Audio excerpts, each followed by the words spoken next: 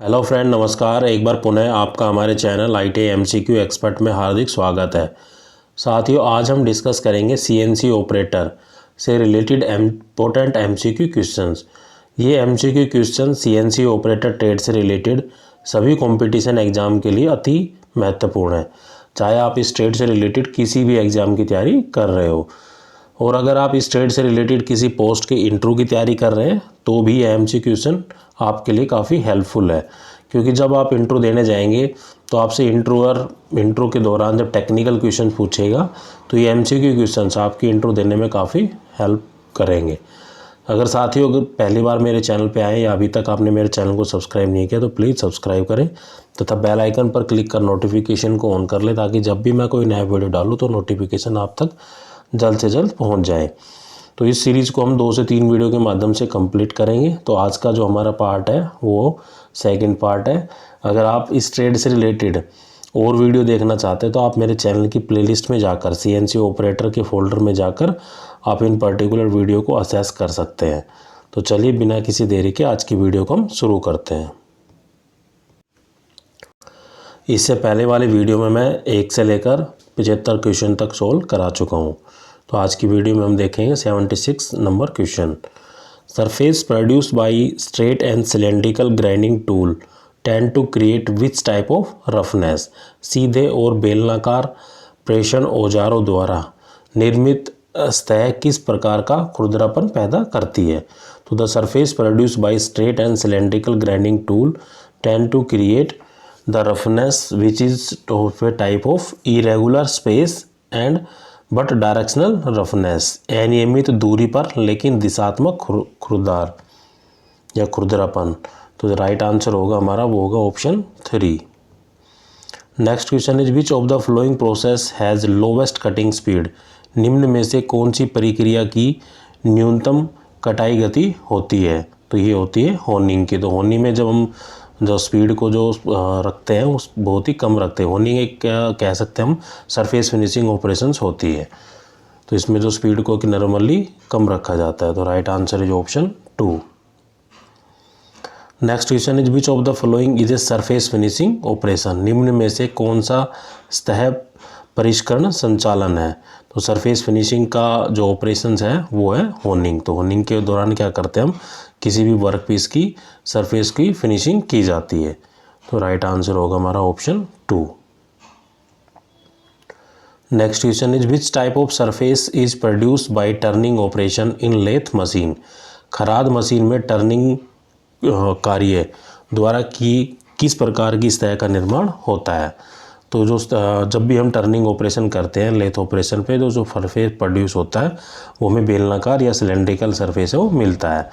तो the type of surface which is produce by the turning operation on the lathe operation is cylindrical या बेलनाकार। तो right answer is option 2।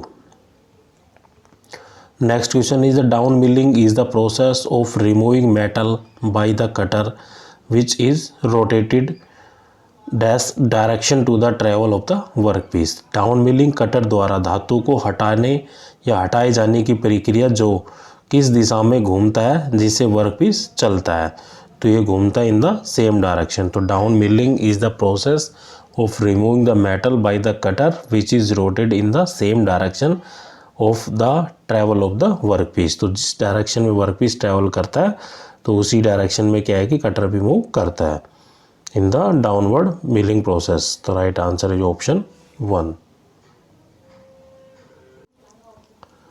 Next question is what is the unit of length mass and time in MKS system. MKS प्रणाली में लंबाई, द्रव्यमान और समय की इकाई क्या है। तो MKS सिस्टम में जो लेंथ, मास और टाइम की जो इकाई होती है वो होती है, लेंथ को मापते हैं मीटर में, मास को मापते हैं किलोग्राम में, टाइम को मापते हैं सेकेंड में इन द MKS सिस्टम। तो right answer is option 2। Next question is what is the unit of thermodynamics temperature in SI system. SI प्रणाली में उष्मागतिक या थर्मोडायनेमिक जो तापमान की इकाई है वो क्या होती है। तो unit of thermodynamic temperature in the SI system is kelvin. तो right answer is option 1। Next question is which term is not include in the title of the sheet. Set के जो शीर्षक में कौन सा शब्द है वो शामिल नहीं किया जाता है। तो जैसा कि आप जानते हैं कि जो ड्राइंग शीट होती है हमारी, उसमें जो टाइटल बनाया जाता है वो बनाया जाता है बॉटम राइट साइड। तो उसके अंदर क्या लिखा जाता है, उसके अंदर हम जो स्केलिंग यूज कर रहे हैं, कितने स्केल का हमने यूज़ किया है, कि किसी चीज़ को छोटा दिखाया है, एनलार्जिंग स्केल किया है या स्मॉलर स्केल किया है, या किस मेथड ऑफ प्रोजेक्शंस का हम यूज़ कर रहे हैं, सीट नंबर क्या है, और कैंडिडेट है उसका रोल नंबर लिखते हैं, नाम लिखते हैं। तो ये सब चीज़ें हम इंक्लूड करते हैं टाइटल बॉक्स में, जो कि सीट के बॉटम राइट में लिखा जाता है। लेकिन उसमें जो सीट का आकार होता है, जो सीट का साइज़ है, वो कभी नहीं लिखा जाता है।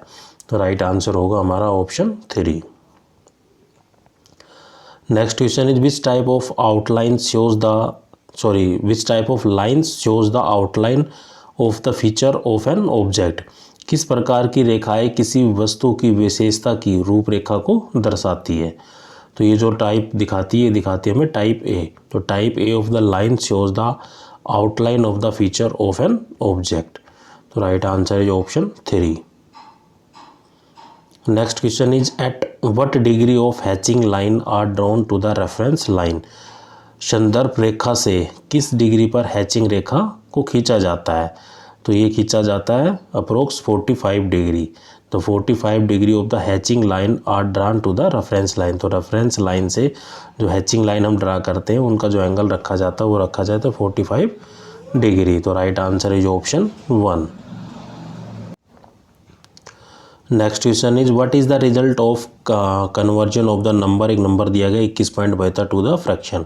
संख्या 21.72 को फ्रैक्शन में बदलने में जो परिणाम है हमें क्या मिलेगा।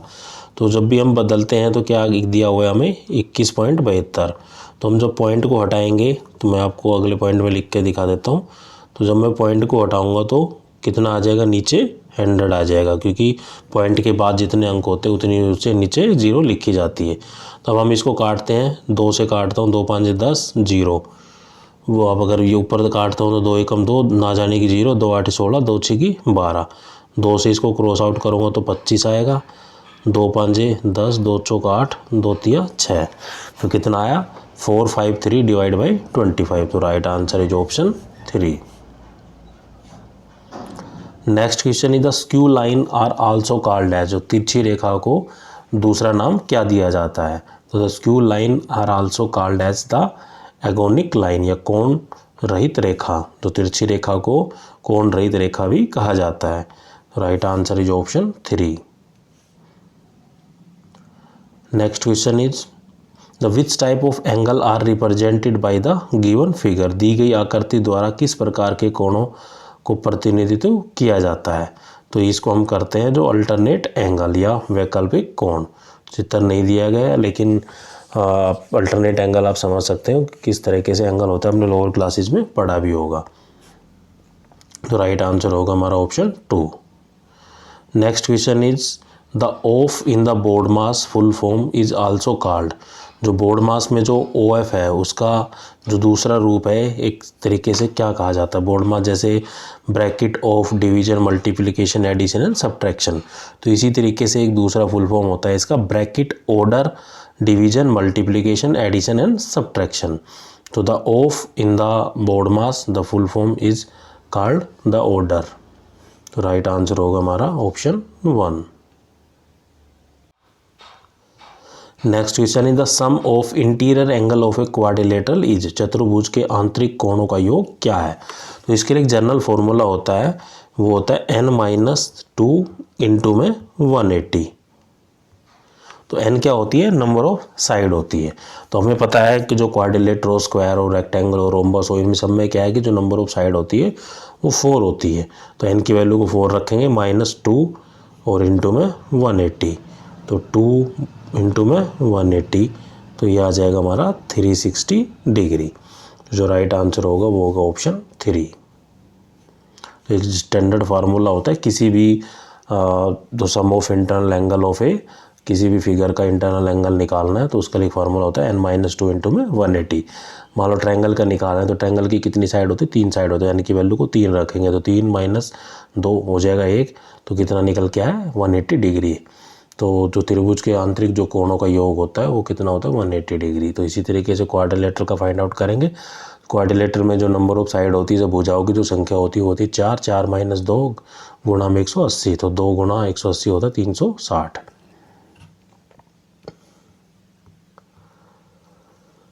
Next question is the term which is used to represent the time interval after which the alternative current voltage or current repeated value।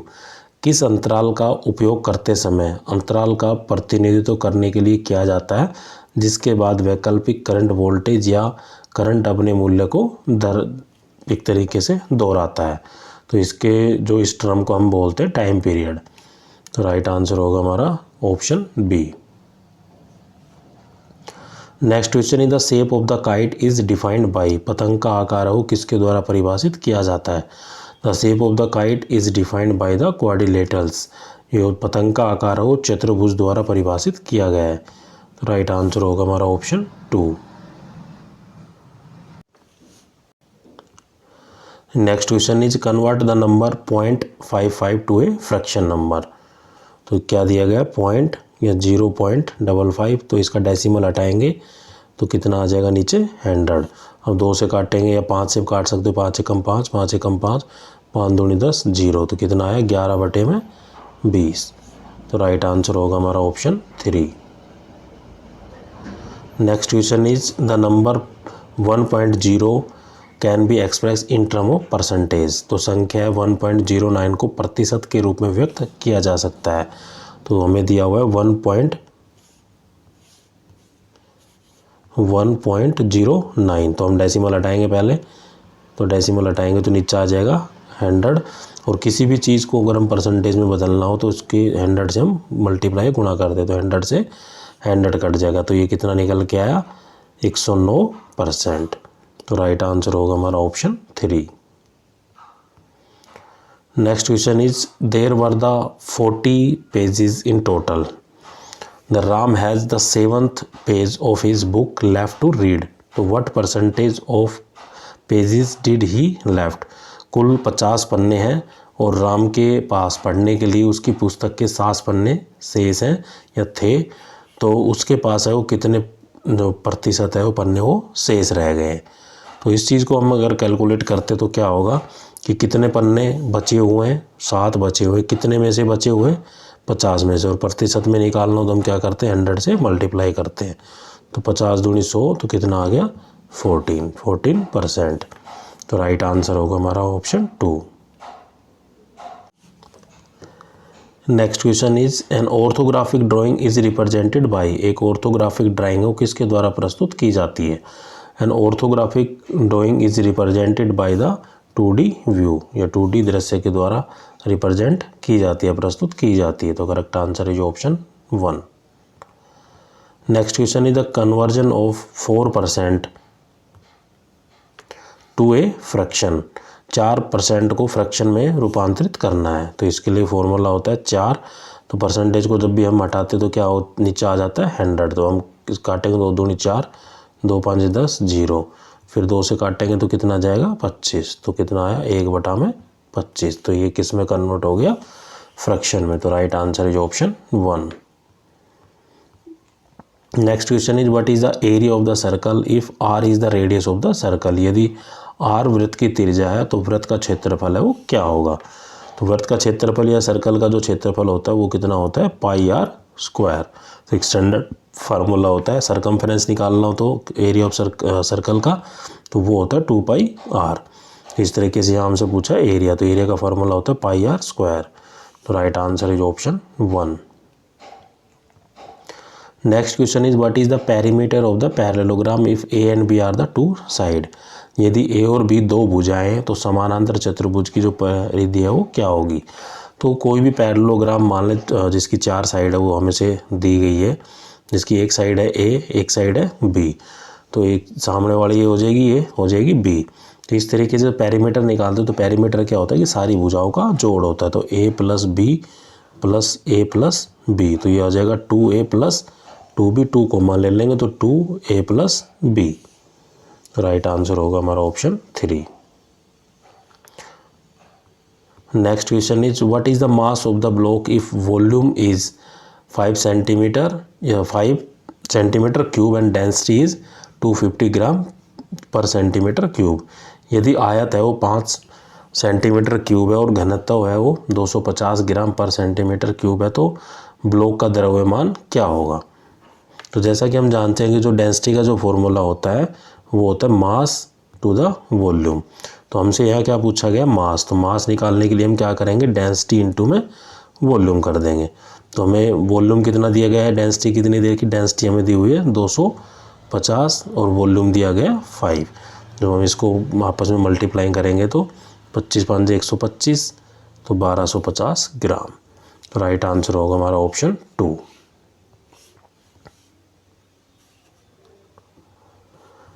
Next question is the diameter of the circle is, एक वृत्त का व्यास है वो क्या है। तो वृत्त का जो व्यास होता है वो होता है लॉन्गेस्ट कोड। जैसे एक सर्कल है, ये है हमारा सेंटर, तो जो लाइन सेंटर से पास होती है वो क्या कहलाती है, हमारी डायमीटर। और इसके अलावा जो लाइन पास होती है, यहाँ हो यहाँ हो यहाँ हो, ये क्या है, कोड कहलाती है हमारी। तो जो सबसे बड़ी जो कोड हो तो वो क्या होती है, जो सेंटर से पास हो, मतलब एज ए डायमीटर या लॉन्गेस्ट कोड कह सकते हैं उसको। तो diameter of the circle is the longest कोड। राइट आंसर हमारा होगा option 1। Next question is a geometric shape has 12 edge 8 vertices and 6 face are known as. एक ज्यामितीय आकृति के 12 किनारे हैं, 8 कोने और 6 चेहरे हैं, तो वह किस रूप में उसे जाना जाता है। तो जैसा कि आप जानते हैं,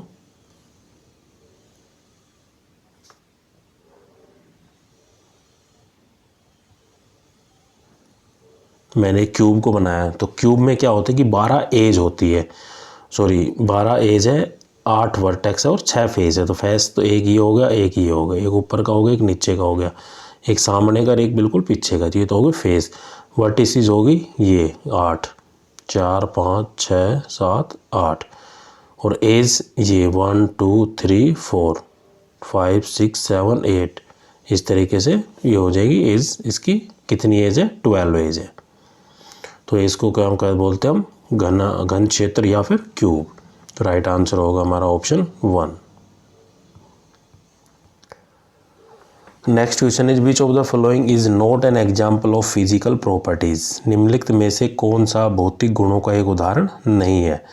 तो डेंसिटी, मास है, वेट है, इन सब की क्या एक फिजिकल प्रॉपर्टीज होती है, इनकी बेसिक यूनिट भी होती है, डायमेंशन फार्मूला भी होता है, लेकिन जो एक एग्जाम्पल नहीं है वो है हार्डनेस टेस्टिंग या कठोरता परीक्षण है, वो एक फिजिकल प्रॉपर्टीज़ का उदाहरण नहीं है। तो राइट आंसर होगा हमारा option 4।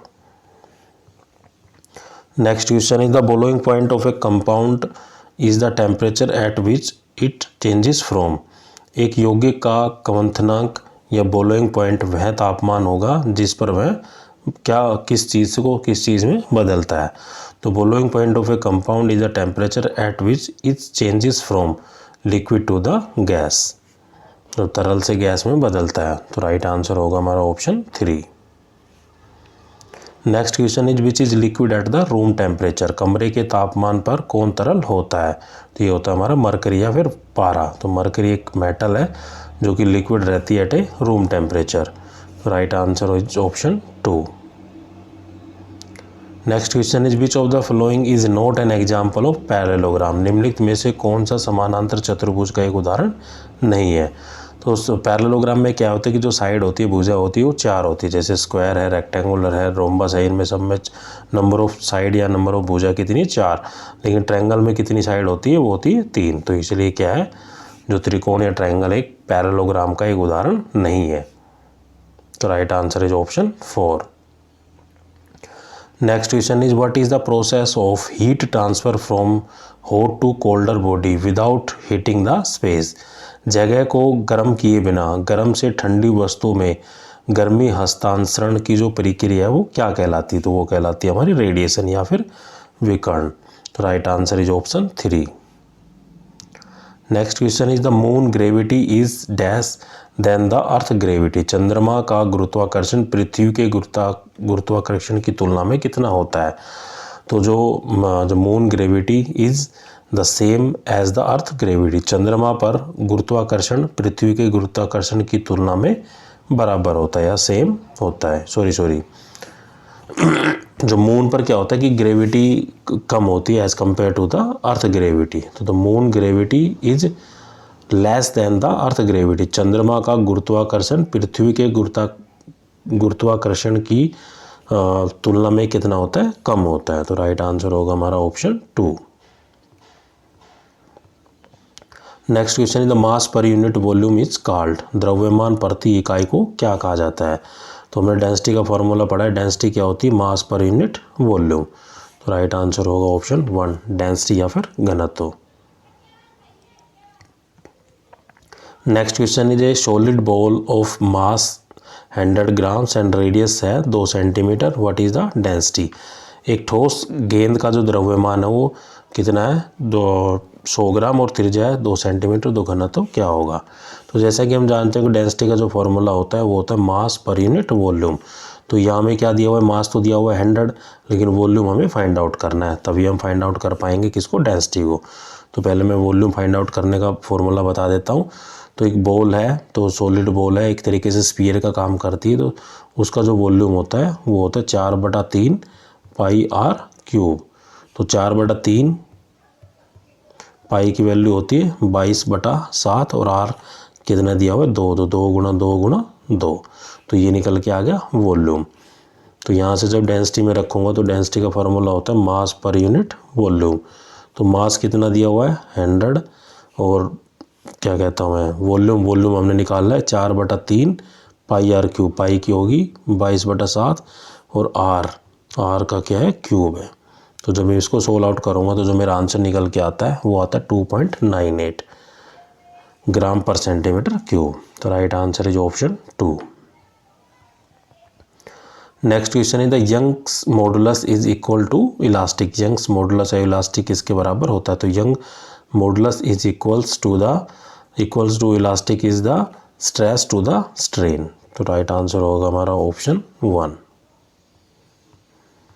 Next question is the behaviour of material it deformation is irreversible and permanent is called. यदि विरूपण अपरिवर्तनीय और स्थायी है तो सामग्री के व्यवहार को क्या कहा जाता है। तो the behaviour of material if deformation is irreversible and permanent then it is called plastic. तो right answer is option 2। Next question is the force divide by area is called, क्षेत्र द्वारा विभाजित बल को क्या कहा जाता है। तो force per unit area is called stress. तो स्ट्रेस होती है फोर्स पर यूनिट एरिया। तो right answer is option 1। Next question is the fracture stress where material break is called, जहाँ सामग्री टूट जाती है वहाँ फ्रैक्चर तनाव को क्या कहा जाता है। तो the fracture stress where material breaks is called the breaking stress. तो हम उसको बोलते हैं खंडन दबाव। तो राइट आंसर होगा हमारा ऑप्शन 3।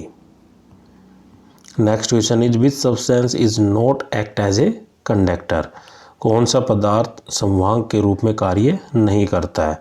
तो ये होता है हमारा रबड़। तो रबड़ एक ऐसा सब्सटेंस है जो एज ए कंडक्टर काम नहीं करता है। तो रबड़ क्या है, एक इंसुलेटर है।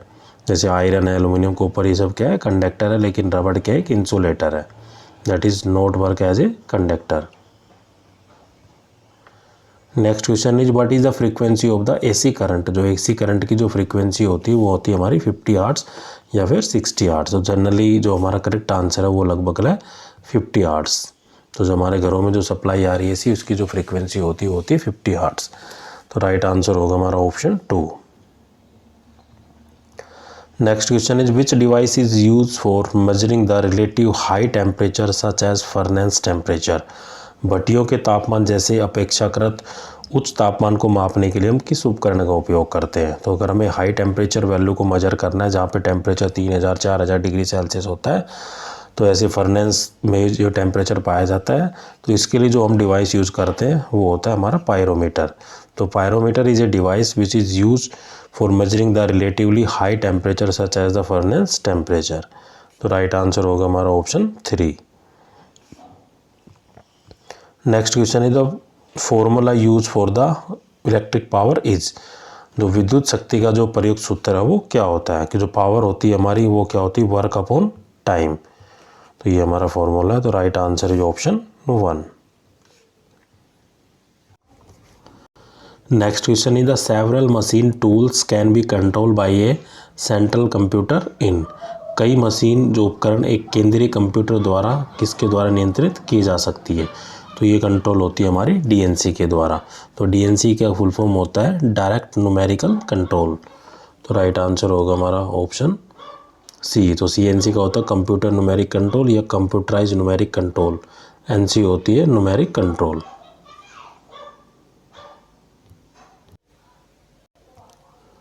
Next question is the part program can be avoid in. Part programme किस में अवॉइड कर सकते हैं, किस में टाला जा सकता है। तो part program can be avoided in the CNC machine. तो right answer is option 3। Next question is in 25H7 form of tolerance H stand for. जो 25H7 टॉलरेंस के रूप में फॉर्म जो H है वो कैसे लिखा जाता है। तो वो लिखा जाता है फॉर द फंडामेंटल टॉलरेंस के लिए। In 25H7 form of tolerance H stand for the fundamental tolerance. तो right answer is option 3। Next question is which of the following alloy is added in the high speed steel for the red hardness. निम्नलिखित में से कौन सा मिश्रण लाल कठोरता के लिए हाई स्टेनलेस स्टील से जोड़ा जाता है। तो ये हम जोड़ते हैं कोबाल्ट को। तो cobalt is mainly added in the high speed steel for its red hardness. तो right answer is option 3। Next question is the straddle milling is an operation of. Straddle milling किसका एक ऑपरेशन है। तो straddle milling एक operation होता है the machining several surface on the work piece simultaneously.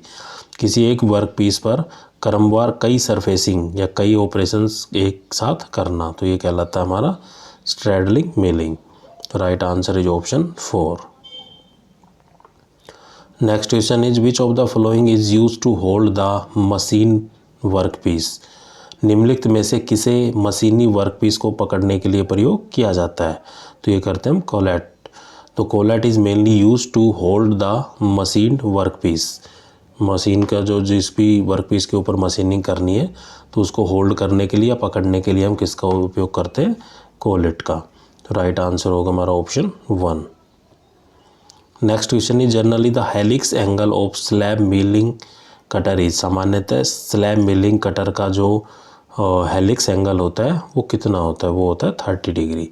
तो right answer होगा हमारा ऑप्शन 3। तो generally the helix angle of slab milling cutter is 30 degree.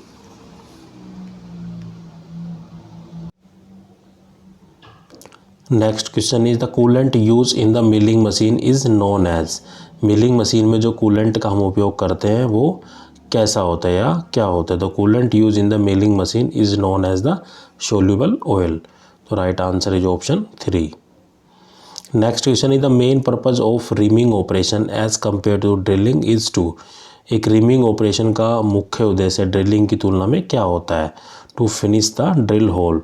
जो हमने छेद बनाया हुआ है, होल को पहले से ही ड्रिल किया हुआ है, उसकी फिनिशिंग के लिए हम क्या करते हैं, रिमिंग ऑपरेशन करते हैं।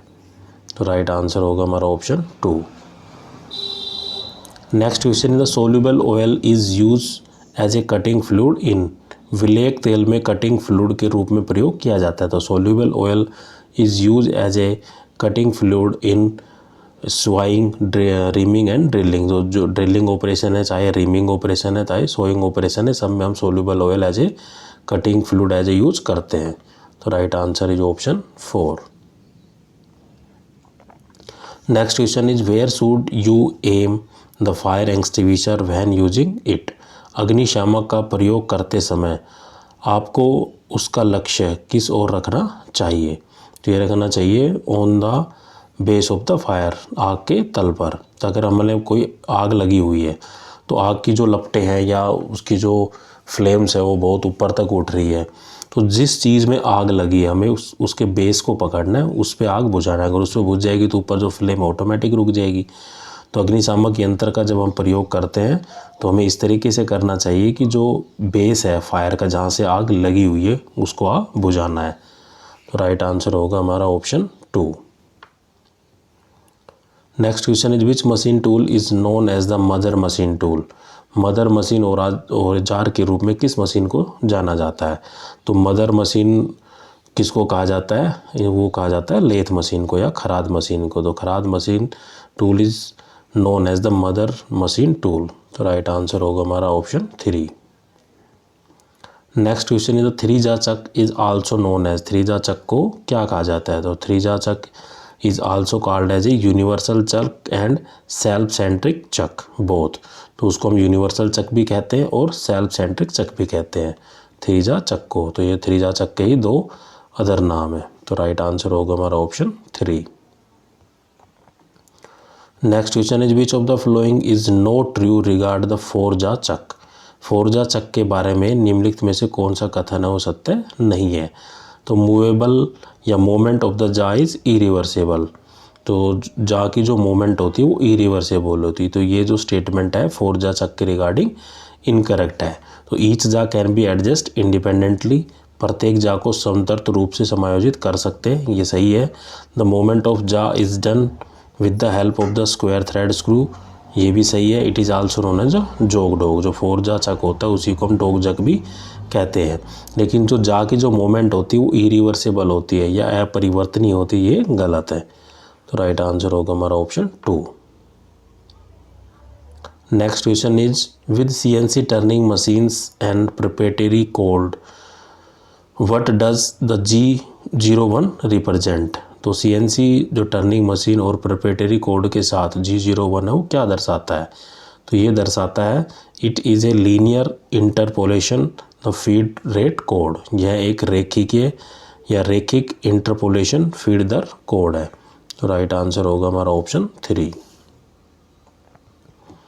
Next question is the coolant system of CNC machine would most commonly to be dash pump. तो CNC मशीन की शीतलन प्रणाली आमतौर पर सबसे अधिक है वो किस पंप पर होती है। तो the coolant system of CNC machine would most commonly to be a high pressure pump. तो किसी CNC मशीन की जो शीतलन प्रणाली आमतौर पर सबसे अधिक उच्च दाब पंप पर होती है। तो राइट आंसर होगा option 3। Next question is what is the zero suppression when dealing with the CNC machine. CNC machine पर काम करते समय शून्य दबाव है वो क्या होता है। तो वो दर्शाता है it is use to reduce the number of zeros in the full format dimensions. यह पूर्ण फॉर्मेट आयामों को शून्य की संख्या को कम करने के लिए प्रयुक्त होता है। तो राइट आंसर है हमारा option 2। Next question is which of the flowing operations will produce a hole with 45 degree chamfers. 45 degree के तिरछे किनारे सहित निम्नलिखित में से कौन सा कार्य एक छेद का निर्माण करता है। तो ये करता है हमारा स्पॉट ड्रिलिंग। तो स्पॉट ड्रिलिंग इज एक ऑपरेशन है which produce a hole with the 45 degree chamfers में। तो स्पॉट ड्रिलिंग के द्वारा हम जो होल को जनरेट कर सकते हैं विद 45 डिग्री चैम्पर्स। तो राइट आंसर होगा हमारा option 2। Next question is in NC या numeric control machine tool the position feedback package is connected between. तो NC जो न्यूमेरिक कंट्रोल मशीन है मशीन टूल में जो पोजीशन फीडबैक पैकेज है वो कहाँ जुड़ा होता है। तो वो जुड़ा होता है कंट्रोल यूनिट और मशीन टूल में। तो राइट आंसर होगा हमारा option 3। Next question is the DNC stand for. DNC machine का क्या मतलब होता है। तो DNC machine stand for direct numeric control. तो राइट आंसर होगा हमारा option 2। Next question is what is the resultant of addition of the following number. तो ये जो 3 नंबर दिए गए उनको आपस में जोड़ते हैं तो क्या मिलेगा। तो नंबर दिया गया 14.02, ये 198.3, 394.051। तो जो भी इनकम्प्लीट है उसको हम 0 के द्वारा कंप्लीट कर लेंगे। तो हम इसको कैलकुलेट करेंगे तो जो हमारा करंट आंसर निकल के आएगा वो आएगा 606.4। इन तीनों का केवल जोड़ी तो करना है, 1 5 2 7 3। तो इस तरीके से जोड़ करोगे तो ये आएगा। तो राइट आंसर होगा हमारा option 2। Next question is an angle whose measure is more than 180 degree and less than 360 degree is called. तो एक ऐसा कोण है जिसका माप 180 डिग्री से अधिक होता है और लेकिन 360 डिग्री से कम हो, तो उसको हम क्या कहते हैं? तो उसको हम कहते हैं रिफ्लेक्स एंगल। तो राइट आंसर होगा हमारा ऑप्शन 2। जैसे कोई एंगल है, मान लो एक तरीके से ये मैं कहता हूँ कि ये 60 डिग्री है सपोज करो, तो ये जो एंगल बचा हुआ है, बाकी जो एंगल है, मतलब 300 डिग्री टोटल कितना होता है? 360। तो 300 डिग्री क्या है कि रिफ्लेक्स एंगल है, जो बचा हुआ कोण है। तो राइट आंसर होगा हमारा option 2। Next question is which of the projection coverage at a vanishing point, कौन सा प्रक्षेपण एक लुप्त बिंदु में परिवर्तित होता है? तो जो प्रोजेक्शन होती है वो हमारी पर्सपेक्टिव या परिप्रेक्ष्य projection covers at a vanishing point. तो right answer is option 1। Next question is what would be the shape of solid if right angle triangle is made to revolt about one of its perpendicular side. यदि एक समकोण त्रिभुज को उसके लंबवत बाजुओं में से एक को उल्टा करके बनाया जाता है तो ठोस पदार्थों का जो आकार है वो क्या कहलाता है? तो वो उससे बनता है हमारा कोण या शंकु। तो right answer is option 3। Next question is the degree of closeness to be measured the value of a certain quantity with its true value is known as. एक निश्चित राशि के मापे गए मूल्य को इसके वास्तविक मूल्य के साथ निकटता की डिग्री को किस रूप में जाना जाता है? तो the degree of closeness to be measured value of a certain quantity with its true value which is known as the accuracy या फिर शुद्धता। तो right answer is option 1। Next question is what is the boiling point of water at sea level. समुद्री स्तर पर पानी का क्वथनांक है वो कितना है? समुद्री स्तर पर जो पानी का जो क्वथनांक होता है वो होता है 212 फ़ारेनहाइट। तो right answer is option 1। Next question is the property of metal by which they are beaten into the thin sheet is called. धातुओं का वह गुण जिसके द्वारा पतली शीट बनाई जाती है तो उसे क्या कहता है? जब धातु का वह गुण जिसके द्वारा धातु को पीट पीट कर पतली चादरें बनाई जाती है तो उसको हम कहते हैं मैलिएबिलिटी, या उस मटेरियल के अंदर क्या है कि मैलिएबिलिटी या नरमता बहुत ही ज़्यादा है। तो right answer is option 1। Next question is dash is the form of measurement that depends on gravity. माप का एक प्रकार है जो गुरुत्वाकर्षण पर निर्भर करता है, तो ये होता है हमारा वेट। तो weight is the form of measurement that depends on the gravity. तो वजन है माप का एक प्रकार है जो गुरुत्वाकर्षण पर निर्भर करता है। तो right answer is option 1। Next question is what is the density of the water. पानी का जो घनत्व है वो कितना है? तो जो डेंसिटी ऑफ द वाटर होती है वो होती है 1 ग्राम पर सेंटीमीटर क्यूब। तो right answer is option 1। Next question is a truncated cone और पिरामिड इज कॉल्ड। एक खंडित शंकु और पिरामिड को क्या कहा जाता है? तो एक खंडित शंकु या पिरामिड को हम बोलते हैं फ्रस्ट्रम या छिन्नक। तो right answer is option 2। Next question is the which direction is not use to draw object in orthographic projection. Orthographic projection में ऑब्जेक्ट को खींचने के लिए किस दिशा का उपयोग नहीं किया जाता है? तो इसका हम करते हैं टॉप एलिवेशन या ऊपर की ऊंचाई। तो which is not use to draw the object in the orthographic projection. तो राइट आंसर होगा हमारा ऑप्शन 4। तो साथियों आपको मेरा वीडियो कैसा लगा कमेंट करके ज़रूर बताएं। अगर अभी तक आपने मेरे चैनल को सब्सक्राइब नहीं किया तो प्लीज़ सब्सक्राइब करें, लाइक करें और शेयर करें। अगर आप और वीडियो चाहते हैं तो आप मेरे चैनल की प्लेलिस्ट में जाकर इन पर्टिकुलर फोल्डर जो CNC ऑपरेटर का फोल्डर है उसमें जाकर आप पर्टिकुलर वीडियो को आप देख सकते हैं। अगर आपको कोई डाउट रहता है तो आप मुझसे कमेंट कर पूछ सकते हैं। Thank you. जय हिंद।